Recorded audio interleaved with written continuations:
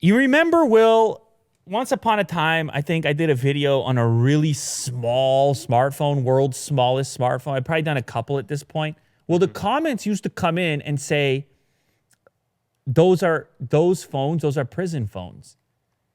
And I didn't have any reason to not believe it, but I never had evidence or proof that that was the case. But people said, oh, Lou, you should know this, man. That's a prison phone right there.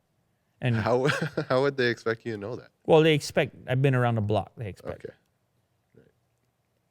And so we have this news story today. Logan County officers catch mini cell phone contraband inside of shoes. And this is pretty cool. They actually weren't, the ones that they found, that they discovered, weren't as small as this Zanko that Will is showing off, which at the time was calling itself the world's smallest phone. It's the size of an SD card. They actually didn't get their hands on that Zanko, smaller than a Bic lighter. And I'm talking a small size Bic lighter, smaller than a pack of Heinz ketchup.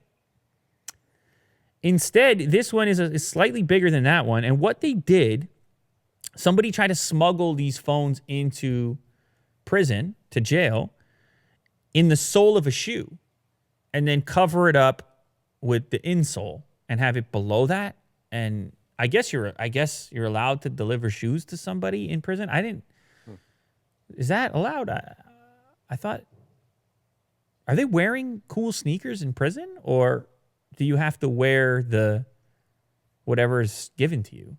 Well, anyway, they were trying to get them in this way, and they had piled 3 tiny little phones, cut out portions of the sole so that the insole could lay flat. But of course, what is he, the warden? The dude who's running the prison gets these shoes coming through. He says, let me take a peek at these shoes. Oh. Flips up the insole and says, hey, we got phones in here. Now, apparently, it's a big issue inside of prisons. People get access to phones. They could call the outside world. They can maintain the criminal operation from inside those walls. The shot caller. Yeah, you know about that. Well, that's what you are sitting over there, calling shots. I guess so.